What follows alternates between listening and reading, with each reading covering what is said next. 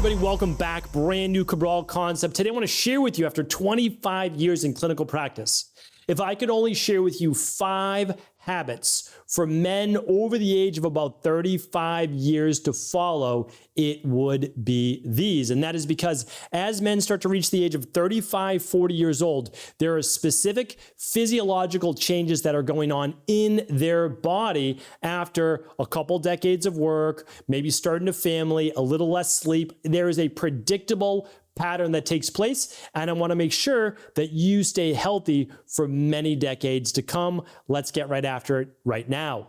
Step number 1, or habit number 1, is this. We need to optimize heart health. Not many guys are thinking about their heart when they're 25 years old, right? And I know there's a lot of women listening to this show as well. This goes for your significant other, your husband, your partner, any male in your life. You want to make sure that you share this show because this is so critical. Men need to start paying attention to their heart at an earlier age, typically, than women.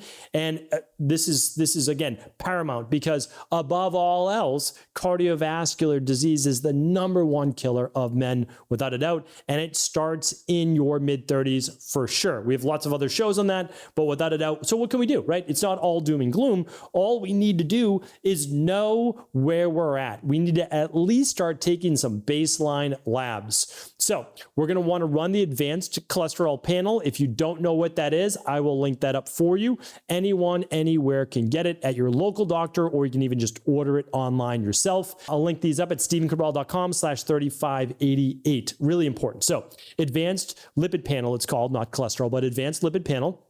You'll also want to run, though, your homocysteine and CRP. So besides your whole lipid panel, cholesterol panel, run homocysteine, run CRP. You'll do your full blood work, and you want to know your vitamin D3, hemoglobin A1C, insulin as well. Make sure that all of those are in a balanced area from a functional medicine perspective. And again, I outline that on my specific show on that. So we'll link up to it. The next one is you want to, in an ideal world, every 5 years or so, you'll go for a larger scan of your heart. But for right now, you can do a really inexpensive, couple $100 maximum.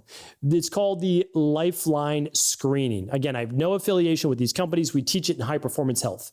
And so what it is this. They're going to look at 3 major arteries, right? Your carotid artery. They're going to look at your aorta. They're going to start to look at some of the valves and arteries around the heart. And they're also going to look at your peripheral artery down in the leg.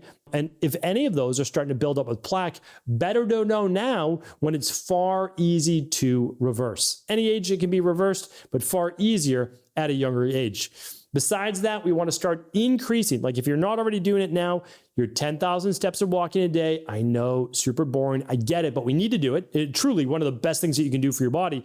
And then 3 to 4 days a week of cardio. How much cardio? 150 minutes a week. Does it need to be sprinting every day? No. If you do some vigorous training, like 1 or 2 days a week of HIIT, okay, then you will actually lower your numbers. You can actually do about 75 to 90 minutes. So all of that is excellent.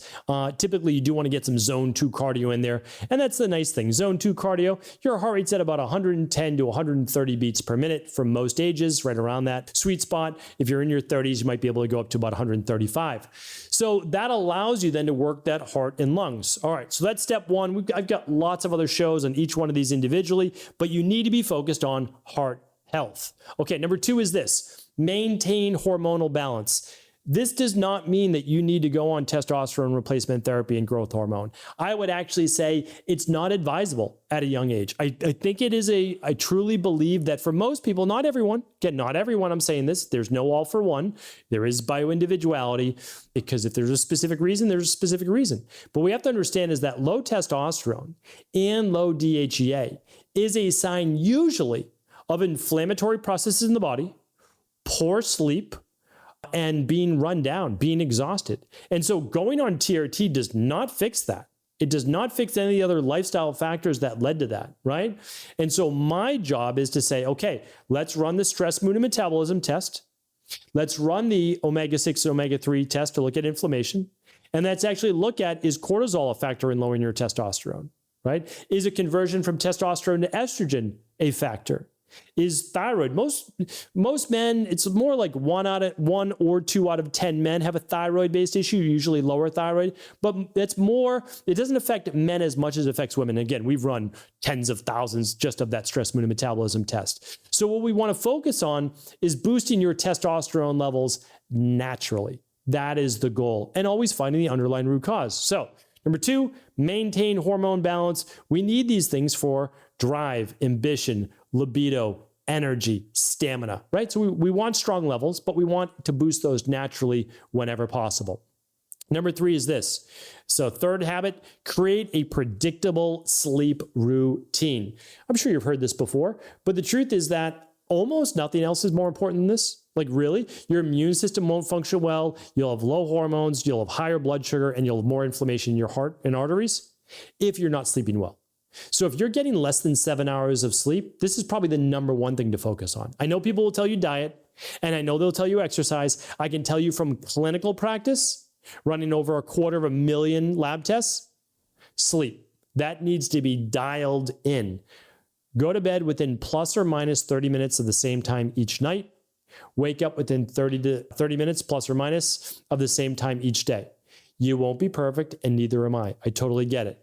But aim for 6 out of 7 days a week of that, and you'll be doing really well. I try for 28 out of 30 nights per week per month of getting a great night's sleep. That's what you're trying to dial in as best you can. Yes, it's harder when you have small kids. Yes, it's harder when you travel. I get it, but it doesn't make it less important, right? So that's really what I want to focus on.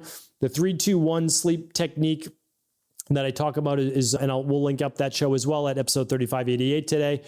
But 3 hours before bed, no food. 2 hours before bed, stop your liquids. 1 hour before bed, turn off all the blue light, all the machines, read a book, journal, stretch, breath work, relax, any of those things to calm that central nervous system. Put on your blue light blocking glasses, all the things. Very, very helpful. All right. Number 4 is this. We want you to dial in your nutrition. I know by the time I got to my mid to later 30s, I was not able to stay lean just because, I was active. I had to dial in the diet and nutrition a little bit more. This usually means, but not always, it usually means that after a decade or so of being a little less active, that you're not able to eat as many starches as you used to. I easily consumed 500 to 600 grams of carbs a day. Easily. I used to eat 3,500 calories on a normal day. If I was looking at my early 20s, I was eating 5,000 to 6,000 calories a day, which was ridiculous and not healthy. I'm not saying that, okay? But I had unhealthy goals. I wanted to get to 200 pounds, essentially very muscular, naturally, and I ate 6 times a day, 50 grams of protein at each meal, at least that much in carbohydrates and fats I didn't even cover just to get my calories up. That was not healthy, okay? But again, we live and we learn.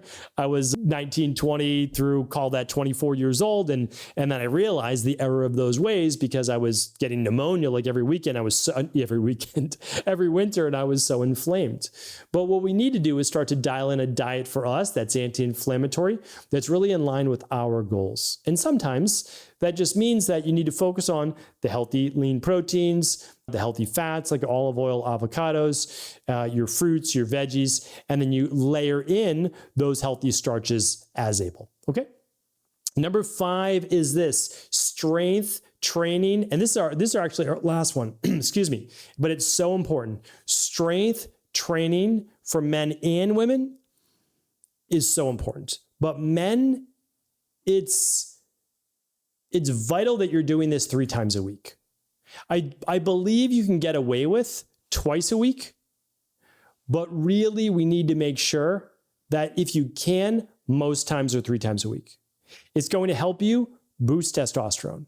It's going to help you balance cortisol levels as long as it's not overdone. It will improve circulation, libido, stamina. It's going to help overall with brain clarity. It's going to reduce stress. And it's going to keep your muscle mass and your bones strong for life as long as you're maintaining this. Yes, you could do it 4 or 5 times a week, but truthfully, 3 times a week is really all most men need.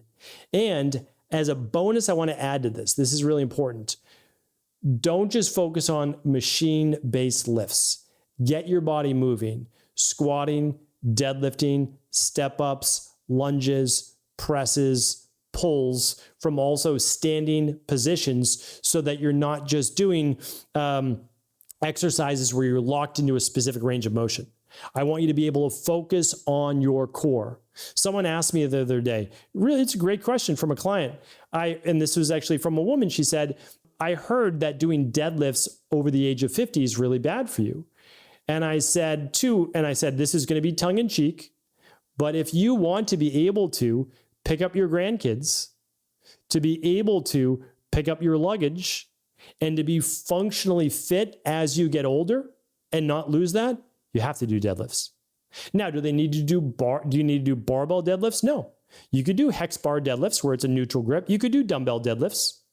You could focus on suitcase deadlifts, which is one dumbbell on one side only, and trying to keep your body balanced. There's so many great exercises to do, but you can't stop training as you get older because then you literally lose it. If you don't use it, you do lose it without a doubt.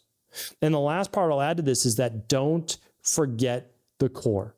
Most people get injured in the lower back, or they get a hernia, an inguinal hernia, abdominal hernia, etc., because their core is not trained. So bridging, planking, back extensions, you'll get some of this just with your squats and your deadlifts, but also don't forget your chops. That's basically a transverse plane motion, chopping across the body.